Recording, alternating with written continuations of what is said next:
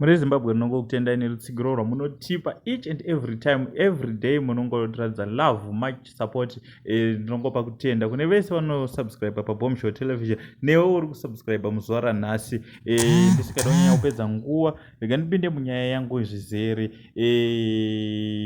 Maaccidents tinoziva kuti anoitika, but kana akuzongoramba ari ekambani 1 kana kuti zvakungoramba zviri zvekuita ngezvekuchekeresa vanhu, vanotanga kutaura zvakasiyana-siyana because vanhu vakuti Rimbi inenge iri kuchekeresa because yaita accident paLilongwe ichiita yadhuma vanhu vanga vari pamotorbike panonzi pamuhacha variko bhazi richienda kuLilongwe. Saka accident iyi kunzi yaitika kuseni kunoko, varume ava vari kutonzi vafira pasport zvikatodhakwa ipapo, but takambonzwa kuti Rimbi yabhanwa mushure mekunge yaita accident iye pavaimhanya strike nezebra kiss paipai vese vakambonzwa vabhanwa, but it seems like vadzoka futi paroad and vakonzeresa kufa kwevanhu 2 right now.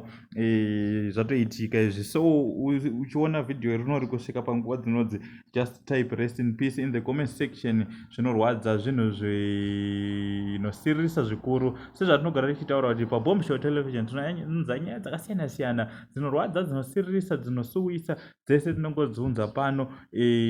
Tell us what do you think in the comment section. Ungoti rest in peace kune varasikirwa nehama dzavo idzo dzanga dzichitoendawo obviously kuenda kunotsvaga kwekuseni kunoko. Vanga vakatotarisirwa kudzoka vachinge vakabata something, vachitonziwo maswera sei dead, but akusisina. Kurasikirwa nemamwe masubscribers edu atinenge tinawo, tinongoti very sorry kune mhuri yarasikirwa nevanhu ivavo. Saka tongoti rest in peace mucomment section. Thanks nekuona video rinori.